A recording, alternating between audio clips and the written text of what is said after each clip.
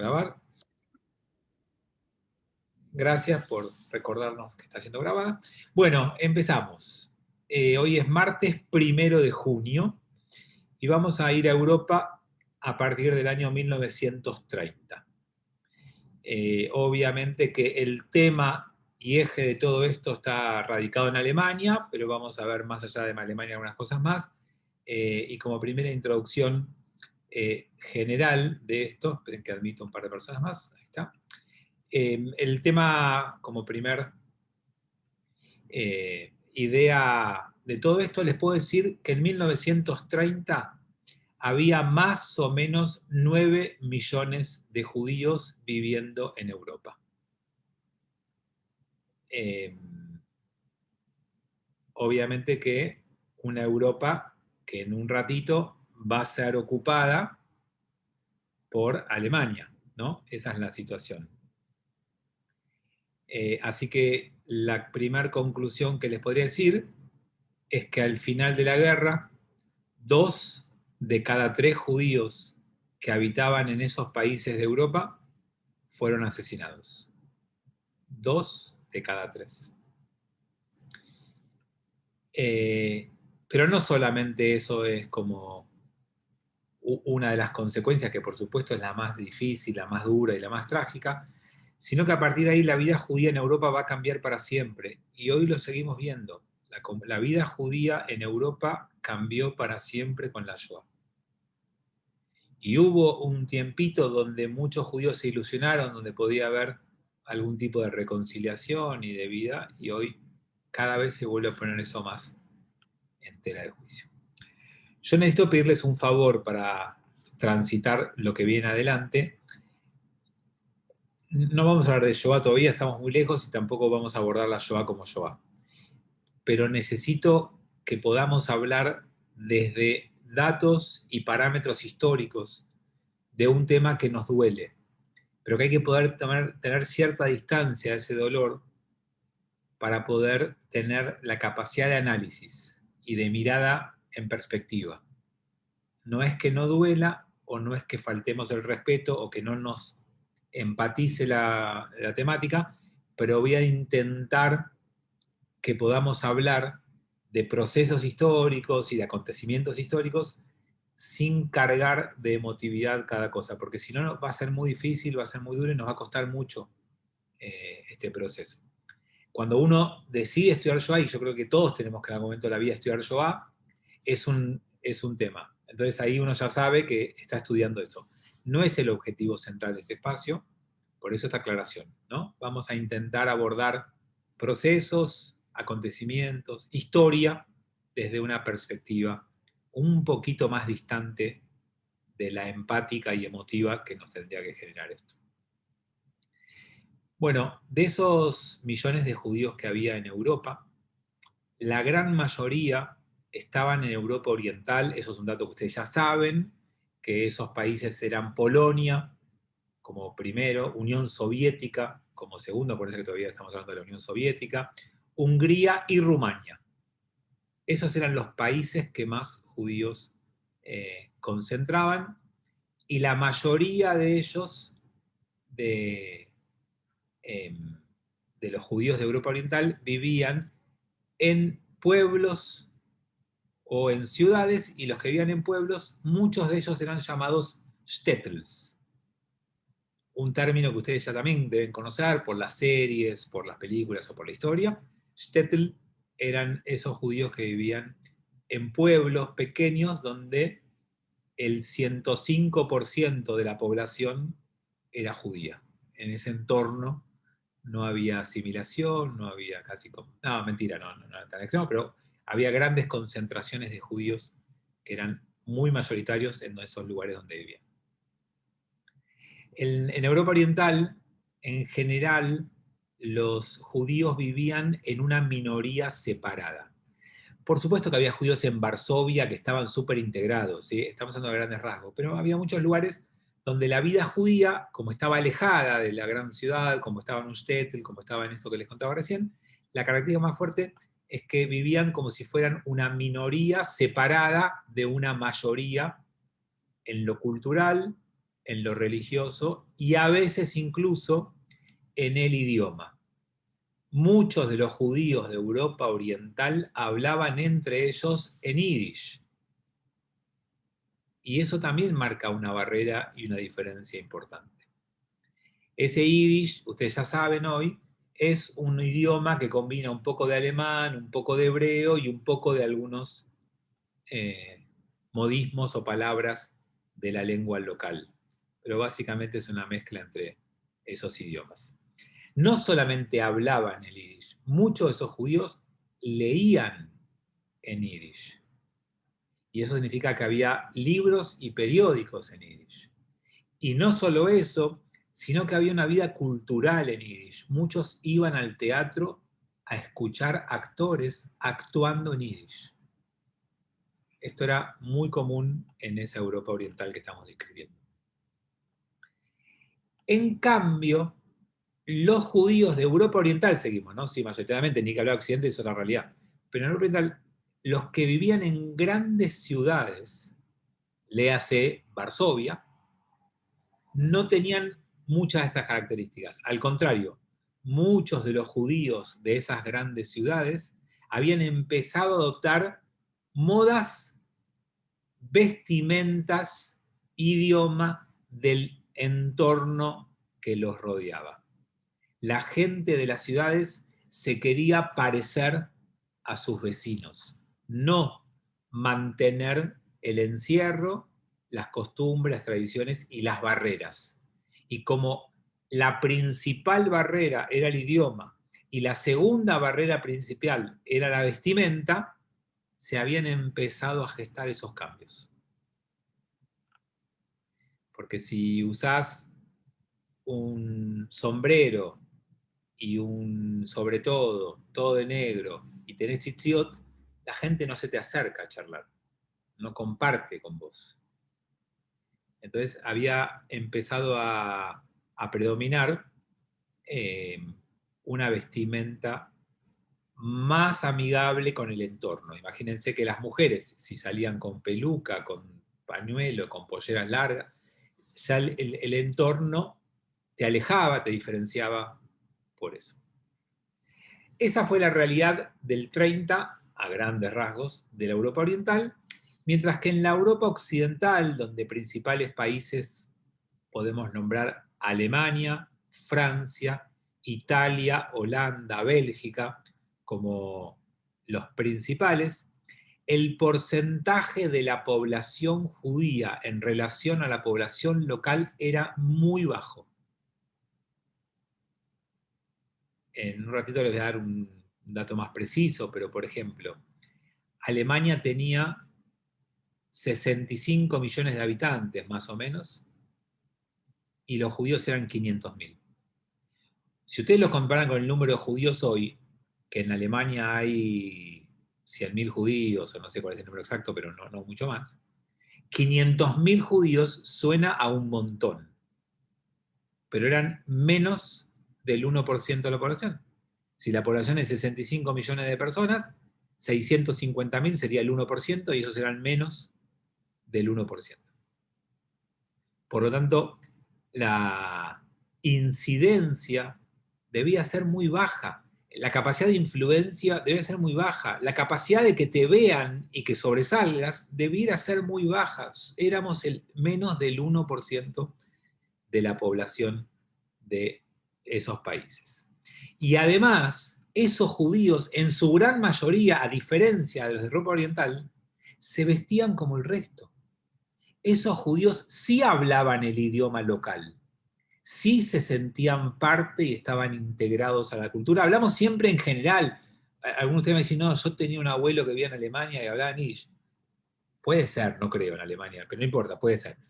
Pero a grandes rasgos, en la mayoría de los casos, esos judíos eran parte de la cultura y les voy a agregar una palabra. Eran orgullosos de pertenecer a esa cultura. Muchos de ellos sentían orgullo de ser alemán o de ser francés y muchos de ellos habían empezado hacía tiempo el proceso de aculturación y de asimilación. ¿sí? Porque también, a diferencia de los de Oriental, de la Europa Oriental, muchos habían abandonado las prácticas religiosas tradicionales. La cultura yiddish ya tenía un papel menor, insignificante. Tenían más educación del país y de la cultura que judía. Bueno, hecho esta descripción como pintura muy genérica, muy así, a grandes rasgos, vamos a meternos un poquito, no, un poquito no, bastante, con Alemania. El primer país que vamos a hacer doble clic, vamos a hacer zoom y vamos a mirar bien profundo, es Alemania. Nosotros ya vimos que Alemania había terminado la Primera Guerra Mundial y que luego de la Primera Guerra Mundial se había armado un gobierno, la República de Weimar, que tenía como objetivo la reconstrucción y que el final de la Primera Guerra Mundial encontró a una Alemania que estaba destruida, pero que además debía enfrentar condiciones muy opresoras de reconstrucción y reparación, de los demás países que había atacado durante la Primera Guerra Mundial. Así que la situación de la República de Weimar, se escribe Weimar, seguramente ustedes lo van a pronunciar mejor que yo, se escribe con W al principio, como para que sepan, ¿no? Tuvo problemas económicos, sociales, políticos, tuvo levantamientos de diferentes sectores políticos, tuvo dificultades para establecer la autoridad.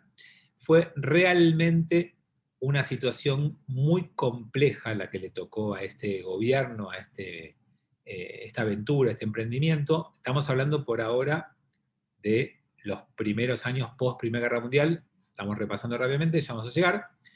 Pero quiero que sepan que el partido nazi hizo un primer golpe militar en el 23. Hitler encabezó este levantamiento y luego fue condenado a 5 años de cárcel. Ya lo vamos a volver a ver porque en ese lapso, en ese lugar, en ese ámbito, escribió Mein Kampf, Mi lucha.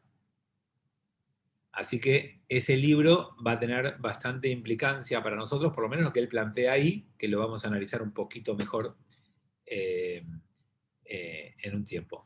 Estuvo condenado a 5 años, pasó en prisión 10 meses. Parece que le tocaron jueces argentinos, parece. No está claro, pero parecería que fue esa la razón, y logró salir un tiempito antes, y ahí escribió ese libro que ideó, que maquinó, estando en prisión. Después les voy a... Bueno, hablemoslo ahora, no lo dejemos para después. Les voy a decir algunos de los lineamientos más importantes de ese libro. ¿Qué es lo que él planteaba en esta obra, ¿no? ¿Cuál era su plataforma ideológica para, a partir de allí, crear un gobierno nazi, ¿no? ¿Qué es lo que él va a plantear ahí? De un gobierno que, recordemos, va a llegar en 1933, ¿sí? Estamos unos años antes de ese gobierno. Entonces, por un lado, el texto, el libro, habla de un autoritarismo y una autoridad total del líder. El Führer es el líder supremo y tiene que tener autoridad y control de las instituciones. No, kirchnerismo es otra cosa, no me confundo. No, tenía que tener un líder con autoridad, con poder, con control sobre todas las organizaciones e instituciones del país, y ese régimen también debía tener control y autoridad sobre los ciudadanos. Y los ciudadanos, todas estas ideas del libro, deben despertar una lealtad total hacia el líder. Vamos a ver que todo esto ustedes lo van a ver, parecerles obvio, porque ustedes conocen los resultados del régimen nazi. Todo esto estaba escrito antes. El Estado es totalitario, se controla la vida cotidiana, se ponen límites entre el espacio, no hay límites, mejor dicho, entre el espacio privado y lo público, hay, es necesario que todo lo que se haga en lo público tenga aprobación del Estado. ¿Sí? Hay una formulación bien típica de la sociedad que ustedes van a conocer del nazismo. Es absolutamente antiparlamentarista el libro. No hay ningún tipo de forma democrática ni de elecciones por mayoría, porque el libro propone la existencia de partido único. Cosa que ustedes también ya conocen y por supuesto saben, ¿no? El partido único tiene un líder, es el líder absoluto, y no hay otro tipo de participación salvo lo que el líder convoque y elija. No hay libertades individuales, obviamente, ¿no? El interés general prima por sobre el interés particular. El otro concepto que aparece muy fuerte en el libro es el concepto de racismo. El libro propone un Estado racista. Eso es central en la ideología nazi, ustedes ya lo saben, lo conocen, pero acá hay una visión del mundo que divide a la población del mundo en diferentes razas. Y esto es todo pseudo científico, ¿no? Apoyado por ciertas investigaciones y por ciertos textos, algunos sacados de contexto, algunos escritos por gente afines a ellos, dividen a la gente en razas y entonces establecen la noción de una raza superior. Por supuesto que era la raza aria, como todo aquel que escribe su propio libro y ve que la historia la escriben los que ganan. La raza aria era la más importante, pero ¿qué pasa? Si hay una raza superior y hay razas inferiores, que en este caso son no solamente los judíos, ¿no? Hay razas inferiores como los eslavos y los negros, que también son discriminados por ellos. Lo que va a surgir es el concepto de pureza de raza. Si hay una raza superior y hay otras razas inferiores, lo que hay que entender, desde la lógica de ese planteo, es que tienen que estar separadas y no se pueden mezclar. Porque la mezcla contamina la raza elevada. Nosotros sabemos hoy por la genética que lo diferente es mejor que lo homogéneo. Pero en aquel momento quisieron hacerle creer al mundo que había que mantener una raza homogénea y que cualquier contaminación arruinaba esa raza. Entonces, en esa categorización, el judío, entre otras cosas, es un enemigo racial que me puede contaminar mi raza. Y fíjense lo que genera el miedo, el contagio, lo que nos pasa ahora como seres humanos y lo que nos pasa con el que está al lado nuestro y estornuda, ¿no? Lo queremos matar, si pudiéramos. La gente tiene miedo a los contagios. Entonces ahí hubo una manipulación de la información tal que ya mucha gente quería separarse, aislar y no contaminarse con ese enemigo racial. Y entonces la pureza racial va a estar sostenida en la necesidad, por un lado, de no contaminarse, pero por otro lado, de ahí se va a llegar lógicamente a la necesidad de eliminar a las razas inferiores. Hay que eliminarlas para que nunca nos contaminen y nos contagien. Entonces, ya podemos entender el por qué, cuando el nazismo va a llegar al poder, va a comenzar con ciertas depuraciones raciales, no solamente contra los judíos. Si vos eras de la raza aria pero tenías algún defecto físico, también eras una amenaza para que la raza siga siendo superior. Entonces van a ver que no solamente hay campos para judíos, también hay para gente que tenga alguna discapacidad, para gente que tenga alguna dificultad que ellos entiendan como una enfermedad mental o lo demás, que le permita a ellos pensar que pueden arruinar la categoría de raza superior si esa gente se mezcla con ellos. Hay una pasión entonces por el tema de la raza y mantener su pureza. El otro concepto que surge de su ideario ideológico es la utilización de la fuerza.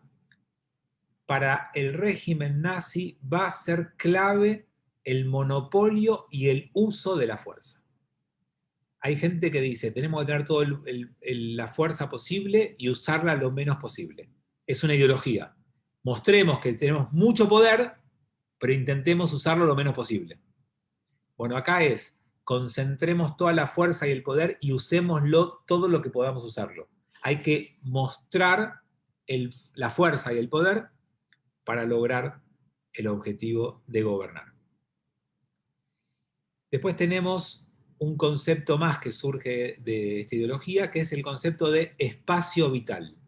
También es muy importante porque es una de las ideas centrales del nazismo.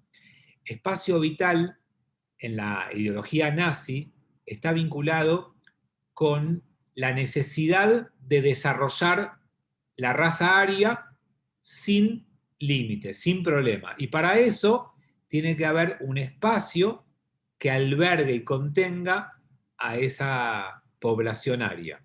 Y después de la Primera Guerra Mundial, ese espacio vital quedó reducido. Acuérdense que le quitaron mucha tierra a Alemania en los tratados post Primera Guerra Mundial y en la paz que se firmó. Entonces, el espacio vital quedó como concentrado, limitado, y era necesario tener que volver a establecer un límite más amplio, más extenso, para poder realizarlo. Entonces, ya en la génesis de este proyecto está expandirse y conquistar los territorios aledaños, para que solamente vivan allí arios. Todo estaba escrito y todo estaba planificado en ese sentido. No fue ninguna sorpresa, o no debiera haber sido ninguna sorpresa para aquel que se hubiera tomado la molestia de averiguarlo. Lo que pasa es que hubo muchos Michiganes en la historia que pensaron esas cosas, pero cuando llegan al poder no lo pueden hacer, porque hay mecanismos que no lo permiten, o porque fueron simplemente discursos de barricada cuando no tenías poder. Vieron que la gente dice muchas cosas cuando no tiene poder, que después tiene poder y no las hace. ¿No? Por ejemplo, no sé, tomemos algo de la historia lejana, algo así medio loco, ¿no? Yo conozco un caso de un presidente que llega a presidente prometiendo asado. Y después no hay asado, es el momento de menor consumo de carne en la historia, pero bueno, no importa, uno promete, después llega y no sé qué puede hacer. O otro, para no ser de otro lado, que prometió terminar con la pobreza y después la dejó más alta. ¿No? Digamos, uno para llegar al poder, como dijo otro de nuestros expresidentes, si yo hubiera dicho lo que iba a hacer, nadie me hubiera votado. ¿Se acuerdan, no? Bueno, lo que uno dice no significa necesariamente que lo vaya a cumplir, entonces siempre había en el fondo una ilusión de que esto sea simplemente una locura de juventud que después se iba a transformar en un pragmatismo de gobierno. Bien. A partir de la década del 20, de a poquito, se quiere establecer este nazismo y esta ideología en el gobierno, pero durante la década del 20 no tiene gran éxito. Una buena elección para el partido nazi fue 3%. Entonces hay que entender que hay un acontecimiento histórico que cambia esa ecuación, que no tiene que ver con Alemania, que todos ustedes conocen, que alguna vez todos leyeron, y que es el primer acontecimiento, punto de inflexión de la presencia nazi en el gobierno alemán. Muy bien, Aníbal ya lo puso. El crack económico ocurrido en la bolsa en 1929, que trajo la crisis del 30, es el acontecimiento histórico, económico, mundial que va a cambiar los resultados de las elecciones en Alemania. Entonces, así como antes de la década, antes de 1930, perdón, no, antes de 1930,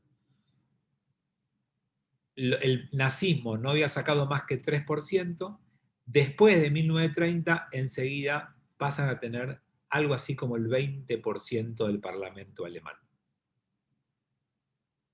Y en 1932, el partido nazi se erige con un 30% de los votos. Y era el partido con más representación parlamentaria. Lo que pasa es que es un gobierno de coalición y siempre había fuerzas que se unían. Pero el partido nazi, Hitler, obtuvo en las elecciones del 32 el 30% de los votos. Voy a hacer un alto acá porque ya tengo muchos chats acumulados que no vi ninguno. Espérenme un segundo que los abrimos. ¿Se sabe cuánta gente leyó el libro en Alemania? No, Gustavo, es un dato que no tengo, pero sí tengo el dato de que en Alemania, cuando lo escribió Hitler, no fue nada popular el libro. No te puedo decir porcentajes de población, a eso me refiero, ni te puedo decir cuántos libros se vendieron, pero no fue un libro muy tenido en cuenta, para nada. ¿Había arios fuera de Alemania atrasada en la Primera Guerra Mundial? Sí, por lo que les acabo de decir, porque Alemania quedó muy reducida en territorio y había ciudadanos arios y alemanes viviendo fuera de los límites de Alemania de la Primera Guerra Mundial, sí.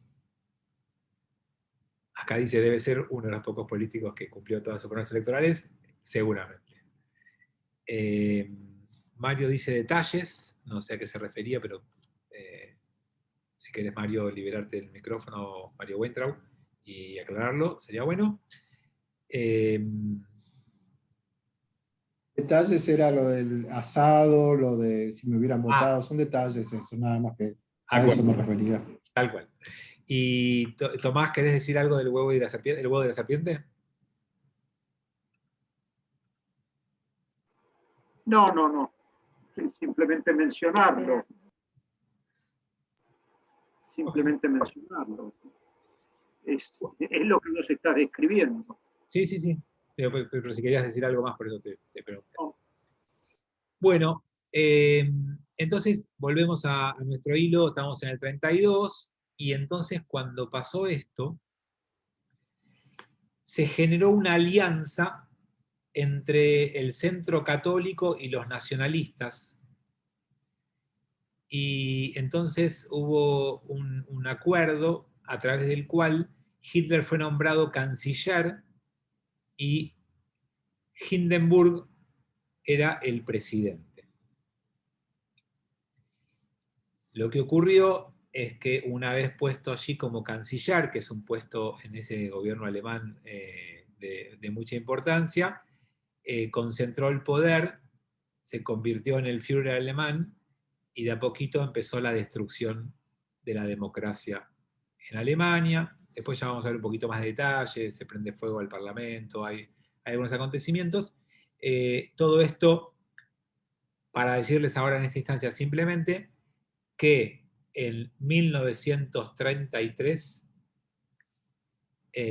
todos los partidos, menos el nazi, quedan prohibidos, se impone obviamente el partido único, y la única organización política que queda en pie son los nazis, con toda la simbología de este partido, con todo lo que implicó la toma de la calle, las manifestaciones públicas y demás, y cómo a partir de ahí difunden la ideología a través de una de las palabras claves. Vieron que así como, digamos, lo racial es una palabra clave, el espacio vital es una palabra clave, hay algunas palabras que son claves para entender el nazismo. La próxima palabra que quiero que tengan como importantísima para entender el nazismo es la palabra propaganda. La propaganda estaba habitualmente vinculada y relacionada a los productos de compra y venta o a los servicios de compra y venta. Cuando uno hacía propaganda era para ver cómo podía vender más. Esta es la utilización de la propaganda para la difusión de una ideología. y esta propaganda para difundir esa ideología fue muy exitosa. Contó con el apoyo, obviamente, de la educación en lo estatal y implicó la transmisión en todos los medios de difusión que podía usar el gobierno, y lo logró. Aparentemente compraron un canal llamado C5N, no, perdón, me equivoqué, no. Tenían la concentración de muchos medios de difusión, de todos, obviamente, y controlaban todo lo que se publicaba, y eso de alguna forma explica todo esto. Quiero hacer como una vuelta para atrás, porque quiero ver si podemos hablar 2 minutos de qué le pasó a esta persona para odiar tanto a los judíos. ¿No? ¿Qué teorías hay sobre Hitler para que tenga este tipo de odio y de política de Estado, ¿no? Lo primero que les tengo que decir, para develar toda incógnita, es no se sabe. Algunas cositas les voy a decir y algunas mentiras también les voy a aclarar, porque obviamente hay mucha mentira en todo esto, ¿no? Pero algunas cosas podemos presentar, mucho no se sabe. Hay aparentemente una lucha personal en todo esto, no es simplemente un cálculo frío político, esto no es simplemente algo por conveniencia. Para analizar su historia personal hay un periodo que él vive en Viena. Y esos años que él vive en Viena, que son más o menos de 1908 a 1913, es una época muy antisemita en Viena. Acuérdense que es la época posterior al antisemitismo que ya había empezado a experimentar Herzl en Viena. Y que él ya lo describe también. Y allí hay mucha aversión a todos los judíos. Hitler va a decir que ahí experimentó el antisemitismo y ahí empezó a odiar a los judíos por lo que hacían ahí. Históricamente no es cierto eso, se puede demostrar que eso no es verdad, que fue un invento de Hitler, pero eso no significa que no haya estado en Viena en un momento donde sí había mucho antisemitismo. Él de muy joven sí está demostrado que tuvo contacto con muchas ideas antisemitas y digamos que Viena le puede haber servido como un periodo más. Pero cuando llega a Viena ya tiene los prejuicios antisemitas. Eso sí está demostrado históricamente. No es que recién en Viena se hace antisemita, sino que lo tenía ya de antes, ¿no? Lo que también podríamos decir es que tiene algunos contactos con judíos que son raros. Entonces, por ejemplo, uno de sus clientes de sus pinturas en Viena más importantes se llamaba Samuel Morgenstern y era judío.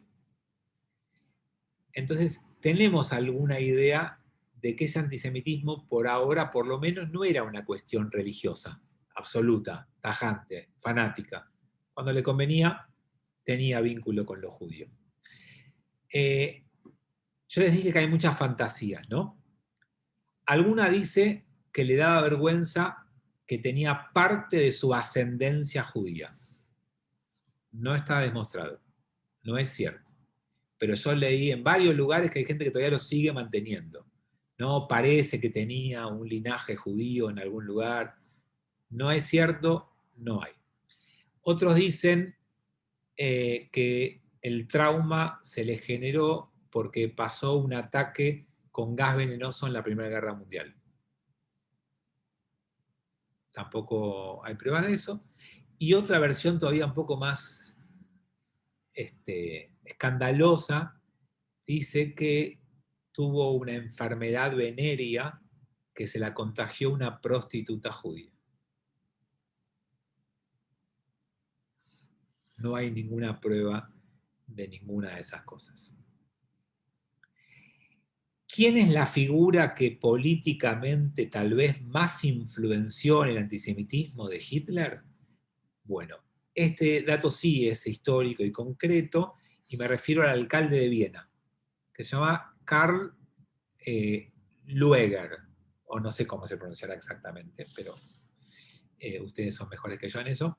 Fue alcalde de Viena en los primeros años del siglo XX, y ahí sí Hitler aprendió antisemitismo y demás. No tenemos dudas, o por lo menos el mayor punto de contacto parece que es citado en su libro, Mi lucha, y es descrito como el alcalde alemán más grande de todos los tiempos. Entonces, digamos, había una admiración de Hitler hacia Lueger, había allí una relación, o por lo menos una admiración, y sabemos del antisemitismo declarado de Lueger también, entonces allí hay una conexión muy fuerte, ¿no? Bueno, otra cosa para destacar de la vida de Hitler, para terminar de entenderlo un poquito, fue su participación en la Primera Guerra Mundial. Él peleó en la Primera Guerra Mundial, esa es su experiencia como soldado, y de alguna manera tiene lo primero para darle algo de contenido a una vida insignificante y sin ningún éxito. O sea, hasta que va a pelear a la Primera Guerra Mundial, no era nadie, no había nada destacado de su vida, no había ningún éxito, y de alguna manera se transforma en soldado en busca de algo de eso, se alista apenas empieza la Primera Guerra Mundial, en 1914, en el ejército alemán, y el gobierno alemán peleaba, ¿se acuerdan, no? Junto a la monarquía austrohúngaro, y era parte de la alianza, que lucha contra Francia, Inglaterra y Rusia, ¿no? A los aliados. Y ahí en esa lucha él participa, y estuvo muy poco tiempo en el frente de batalla, pero así todo, él termina la Primera Guerra Mundial con una condecoración del coraje, al coraje, ¿no? Alguien que peleó con coraje.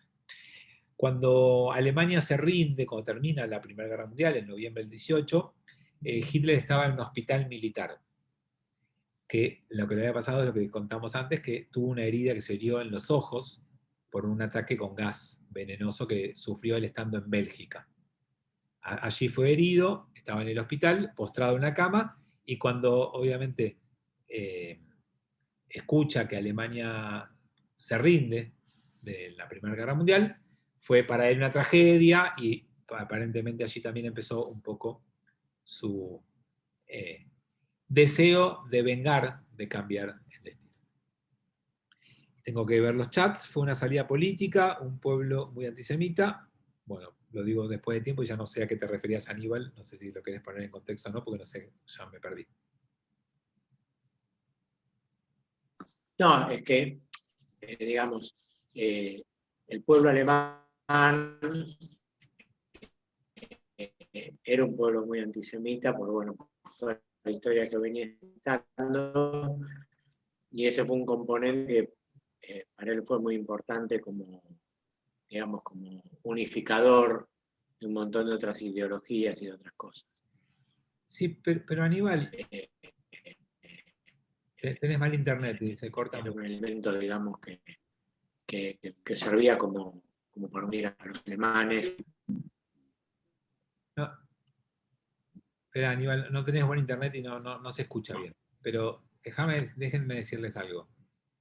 Estamos cumpliendo 1700 años de vida judía en Alemania.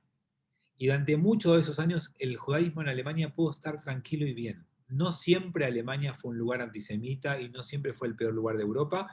De hecho, hay lugares que fueron bastante peores en la historia europea hacia nosotros. Hubo épocas buenas y épocas malas, como en la mayoría de los países europeos. Eva dice, no se sabe si tuvo ancestros judíos. Yo diría sí. Si ustedes le preguntan, en una época había un historiador que era cabalista que se llama Mario Sabán. Para él todos tenemos origen judío. Él hace la genealogía de todos y todos tienen algún tatarabuelo judío. Él dice que Mariano Moreno era Mariano Moreinu y era judío, que Belgrano era judío, que Neustadt era judío, que Grondona era... Bueno, uno puede pensar eso, pero no hay ninguna demostración de ningún ancestro judío de Hitler. No lo hay. Usted va a decir, bueno, pero puede ser. Sí, bueno, el Papa también puede ser que tal vez tenga algún ancestro judío, todo aquel que tiene un pasado europeo, probablemente tenga algún ancestro judío, pero no hay nada demostrado y nada cierto. En Austria se percibía más el antisemitismo, es verdad, era más fuerte el antisemitismo de Austria que el de Alemania. Armando, que levantaste la mano, ¿querés decir algo? Sí, quería decir que no se sabe quién era el abuelo paterno de Hitler, porque aparentemente la madre trabajaba en una casa en Viena, una casa de una familia judía, aparentemente habría quedado embarazada y que aparentemente el abuelo sería judío y el apellido no era Hitler, se desconoce el apellido original del abuelo y él adopta el apellido de la madre y después adopta el apellido Hitler. No, no, Armando, no hay ninguna evidencia histórica de lo que decís probada. Ninguna. Por supuesto que, como en todo, hay un montón de escritos que dan vueltas por todos lados. Pero no hay evidencia histórica que pueda mostrar que Hitler tenía sangre judía a través de un abuelo que no le dio el apellido. No es demostrable históricamente eso. Entonces, les propongo que en historia mientras no tengamos pruebas, todo es posible, ¿no? Ustedes saben que la historia es una ciencia que sostiene un paradigma, como la mayoría de las ciencias, hasta que venga un paradigma que lo reemplace y lo mejore. Pero mientras eso no ocurre, el paradigma vigente no le atribuye sangre judía a Hitler. Creo que hay un chat más. Dicen ya, mi profesor Mario Sabán, bueno, pero si es tu profesor ahora es de Cábala, porque cambió su vida, pero hace muchos años investigaba y enseñaba otras cosas, habló hace muchos años. Y de Cábala yo lo sigo mucho, me encanta. Es como el diploma de la abogada exitosa. Hoy estamos como muy comparativos con la situación actual. Bien.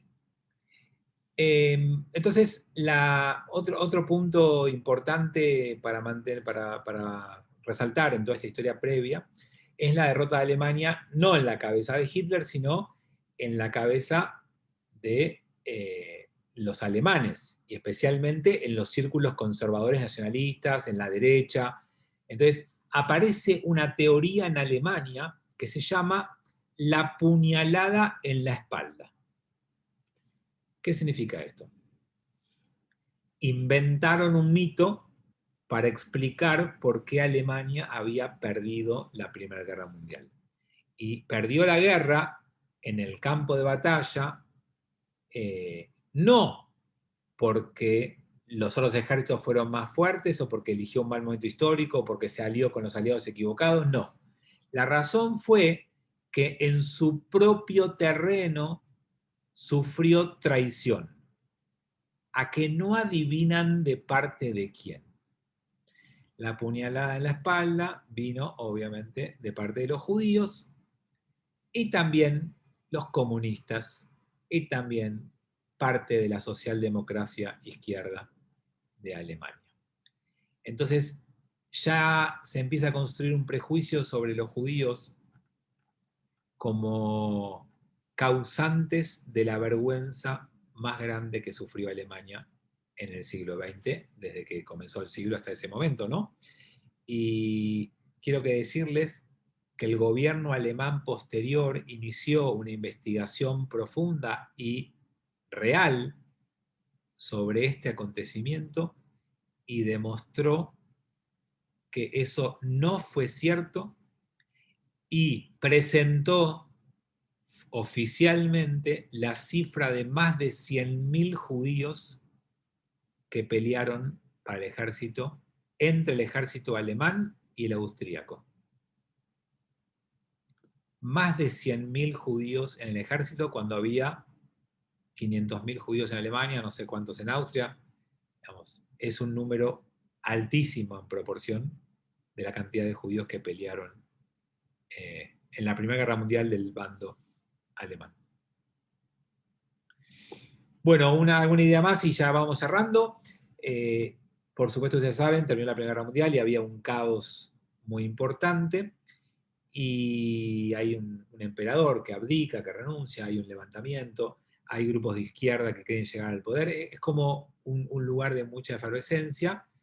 Y entonces en Múnich hay una pequeña revolución, la República Popular de Baviera, y todo esto es lo que les conté antes, y bueno, eso terminó mal, derramamiento de sangre y demás, con todos esos intentos, pero todo esto lo deja marcado a Hitler muy fuertemente. Todavía él es parte del ejército, él terminó la Primera Guerra Mundial, pero seguía siendo parte del ejército. Y entonces empieza allí otra de las cosas claves para entender la pintura.